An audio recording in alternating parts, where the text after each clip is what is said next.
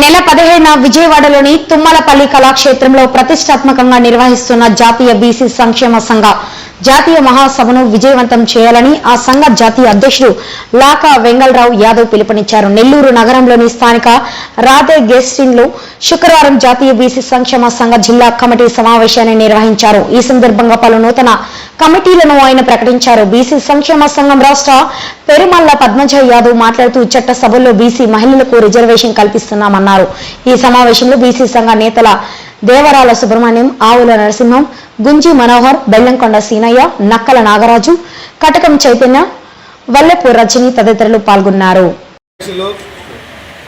కిషోర్ గారికి అదేవిధంగా ఈనాటి కార్యక్రమానికి ముఖ్య అతిథులుగా చేసినటువంటి నాకు ఏమీ తెలియని రోజుల్లో ఈ సంఘాలు రాజకీయాలు అంటే అవగాహన తెలియని రోజుల్లో నన్ను ప్రోత్సహించి జాతీయ బీసీ సంక్షేమ సంఘంలో జిల్లా అధ్యక్ష పదవికి నన్ను తీసుకొని నాకు ధైర్యాన్ని నింపి నా చేత కొన్ని వేల మందితో ప్రోగ్రాం చేయించేటువంటి ధైర్యాన్ని నింపినటువంటి నాయకులు, రాష్ట్రంలో ఎన్ని ఉద్యమాలు చేసినా ఎన్ని సభలు చేసినా ఎక్కడ కూడా ఎవరిని నొప్పించకుండా వివాదాలకు రహితంగా అందరినీ దగ్గర చేర్చుకునేటువంటి మంచి మనసున్న వ్యక్తి జాతీయ కన్వీనర్ లాకా వెంగళరావు గారు. ఈరోజు అన్నగారు ఇక్కడికి రావడం, ఈ నెల 17వ తేదీ జరగబోవు జాతీయ బీసీ సంక్షేమ సంఘం బీసీ మహాసభ కార్యక్రమాన్ని మన జాతీయ బీసీ సంక్షేమ సంఘం రాష్ట్ర అధ్యక్షులైనటువంటి లాకా వెంగళరావు గారి ఆధ్వర్యంలో ఈ నెల 17వ తేదీ తుమ్మలపల్లి కళాక్షేత్రం విజయవాడలో చలో విజయవాడ అనే కార్యక్రమాన్ని ఈరోజు పోస్టర్ ఆవిష్కరణ చేశారు. కాబట్టి మన నెల్లూరు జిల్లాలో ఈరోజు ఈ కార్యక్రమాన్ని ఏర్పాటు చేయడం మన నెల్లూరు జిల్లా బీసీలందరూ కూడా చాలా సంతోషంగా, చాలా అదృష్టంగా భావించాలి. ఎందుకంటే మన రాష్ట్రం మొత్తంలో కూడా బీసీ సంక్షేమ సంఘాన్ని ఒక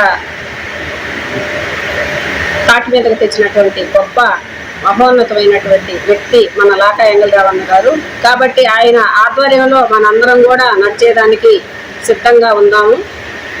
ఎందుకంటే బీసీ సమస్యల కోసం, బీసీ మహిళ ఇల్లు కోసం అయితేనేమి, బీసీ ప్రభుత్వ ఉద్యోగస్తులలో ప్రమోషన్ల రిజర్వేషన్ల కోసం అయితేనేమి, బీసీ విద్యార్థుల ఫీజు రీయింబర్స్మెంట్ కోసం అయితేనేమి ఆయన ఎన్నో సంవత్సరాల నుంచి ఆయన పోరాటం చేస్తున్నారు. కాబట్టి మనందరం కూడా గుర్తించాల్సింది ఏంటంటే మనకి స్వతంత్రం వచ్చి 75 సంవత్సరాలు దాటిపోయింది. అయినా కానీ బీసీలు ఇంకా వెనుకబడే ఉన్నారు. 33% రిజర్వేషన్ అన్నారు, కానీ దాన్ని లాస్ట్కి 24%కి తెచ్చారు.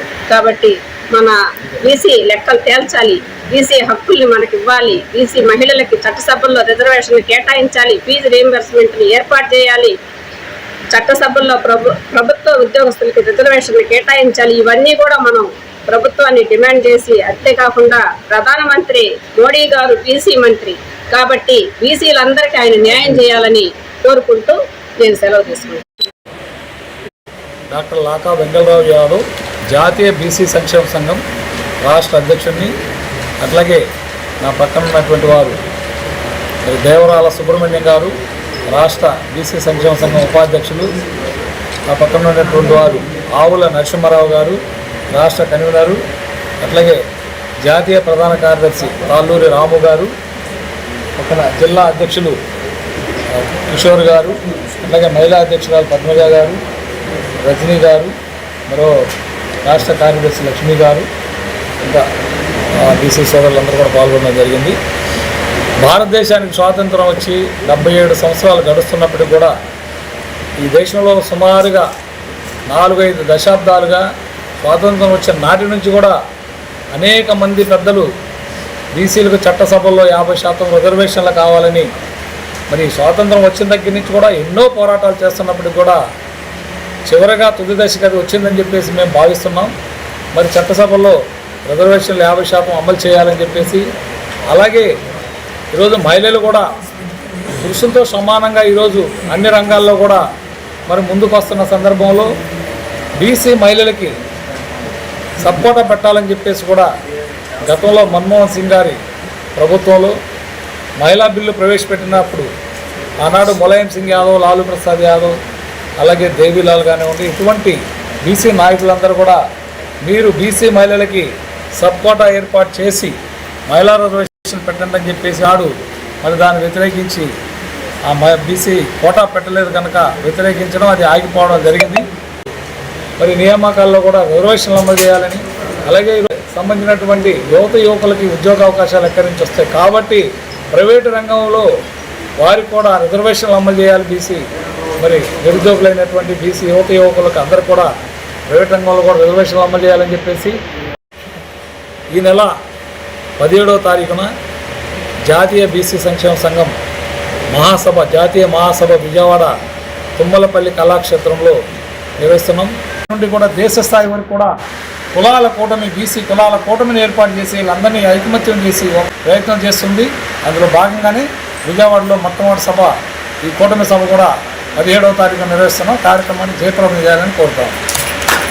ప్రభుత్వ ఉద్యోగాల్లో కూడా ప్రమోషన్లో రిజర్వేషన్లు అమలు చేయాలని, బీసీల రాజ్యాధికారం కోసం మరో స్వాతంత్ర పోరాట రథయాత్ర నిర్వహించి ప్రభుత్వం, రాష్ట్ర ప్రభుత్వం ఆ యొక్క డిమాండ్లను అంగీకరించి అమలు చేయాలని చెప్పేసి మీ ద్వారా తెలియజేస్తాం. ఇంద్రజిత్ సింగ్ యాదవ్ గారు, అదేవిధంగా national backward classes commission chairman గారు, ఇతర మాజీ మంత్రులు, ఎంపీలు, వివిధ రాష్ట్రాల నుంచి 7 రాష్ట్రాల నుంచి అధ్యక్ష బాధ్యతలు చేపట్టబడేటటువంటి బాధ్యులు, మన రాష్ట్రం నుంచి కేంద్ర మంత్రివర్యులు మన రామ్మోహన్ నాయుడు గారు, రాష్ట్రంలోని బీసీ మంత్రులందరూ కూడా కార్యక్రమానికి అతిథులుగా విచ్చేస్తున్నారు. దానిలో భాగంగా ఈ రోజున మన నెల్లూరు జిల్లాలో మన గోడ పత్రికను రిలీజ్ చేయటం, అందరినీ కూడా 17వ తేదీ సమాయత్తం చేయటం, పెద్ద ఎత్తున నెల్లూరు జిల్లా నుంచి మనం హాజరు కావాల్సినటువంటి అవసరం ఉంది కనుక చైతన్యవంతమైనటువంటి సింహపూర్ జిల్లా నుంచి కూడా మనందరం పెద్ద ఎత్తున ఆ కార్యక్రమానికి హాజరు కావాలి. బీసీ నాయకులు రామన్న గారికి ఆవుల 17వ తేదీ జరగబోయేటువంటి మహాసభ కార్యక్రమానికి విజయవాడ తుమ్మలపల్లి కళాక్షేత్రంలో జరగబోయే కార్యక్రమాన్ని మహాసభకి న్యాయవాదుల తరఫున మరియు జిల్లాలో బీసీ జనాభాల తరఫున కూడా వేల మందిగా మేము అన్న పిలుపునిస్తే ఆ కార్యక్రమానికి తరలి వచ్చి ఈ బీసీల సత్తా ఏందో ఈ ప్రభుత్వానికి చాటి చెప్తామని తెలియజేసుకుంటూ అన్న ఏ పిలుపునిస్తే అంత మందిని కూడా జనాలను తరలించేదానికి మేము సిద్ధంగా ఉన్నామని నెల్లూరు జిల్లా తరఫున మా లాయర్స్ అసోసియేషన్ ఇంజనీర్ నరేష్ గారు మరియు అందరి తరఫున అందరి చైతన్య గారు అందరి సహకారంతో మేము విజయవాడకి తరలి వచ్చి మన మహాసభను జయప్రదం చేసుకుంటామని తెలియజేసుకుంటూ సెలవు తీసుకుంటాము.